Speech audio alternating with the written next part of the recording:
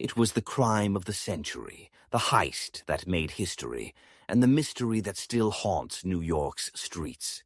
In 1978, a crew of fearless thieves pulled off one of the most daring robberies ever, the Lufthansa Heist at JFK Airport, stealing over $6 million in cash and jewels. But what happened next is even more shocking. The money vanished without a trace, the suspects disappeared, and the mastermind took his secrets to the grave. Join us as we dive deep into the twists and turns of this legendary heist. Who were the men behind the masks? Where did the millions go? And what dark secrets were buried with them? Stay tuned, because the answers are more chilling than the crime itself. The winter chill had settled over New York City, and the neon lights flickered through the foggy night as the clock struck midnight on December 11th, 1978. At JFK Airport, the cargo terminal was quiet, the bustling activity of the day reduced to a few security guards and a skeleton crew. Inside the Lufthansa cargo building, however, the air was thick with tension, a sense of unease lingering like a dark cloud. For weeks, the whispers of something big had traveled through the underworld grapevine, but no one knew exactly when or where it would happen until that night. The man behind the plan, Jimmy Burke, was a figure who straddled the line between legend and myth. Known in the streets as Jimmy the Gent, Burke was a career criminal with a sharp mind, a smooth demeanor, and an unquenchable thirst for power.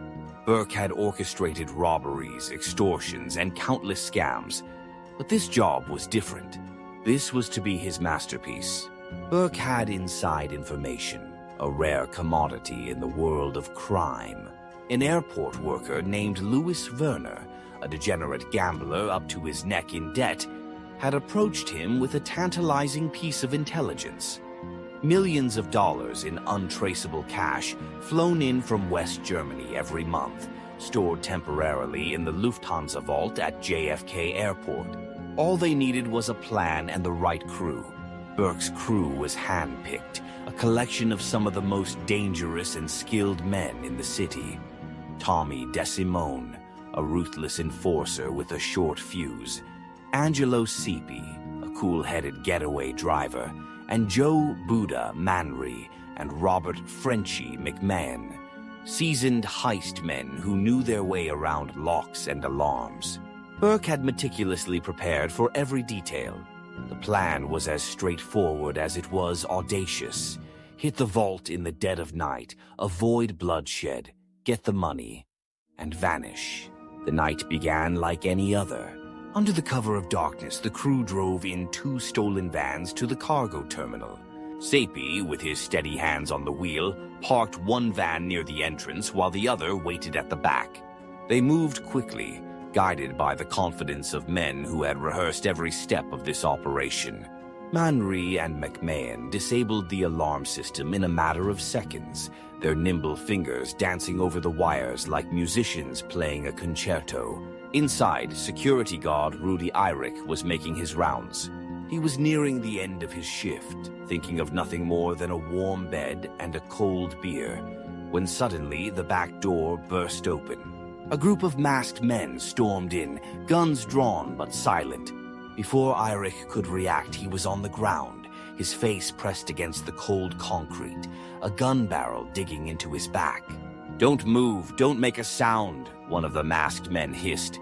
The rest of the guards were quickly rounded up, bound, gagged, and locked in a small lunchroom. The men moved like a well-oiled machine, communicating with hand signals and whispers. The vault door loomed before them, a massive steel barrier standing between them and their prize. But Burke had planned for this.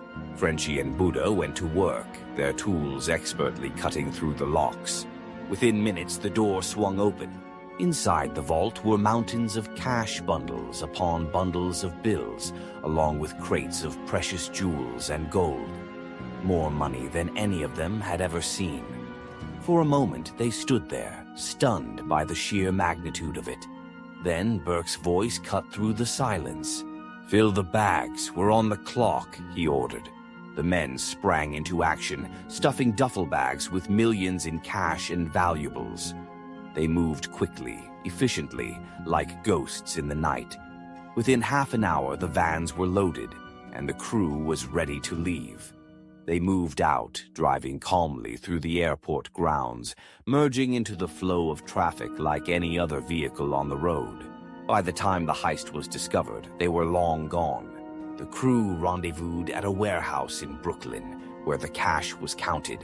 $5 million in cash, nearly $1 million in jewels, an unimaginable sum. The men celebrated, toasting their success with champagne. Burke, however, remained reserved, his mind already working on the next steps. He knew that pulling off the heist was only half the battle. Now came the hard part, covering their tracks. The days that followed were a flurry of police activity. The heist had made national headlines, the FBI scrambling to find any lead, any clue that could unravel the mystery. But Burke had been careful. The crew had worn gloves, masks, and had left no fingerprints. There were no cameras, no witnesses, nothing that could tie them directly to the scene. Yet, as days turned into weeks, the celebration soured.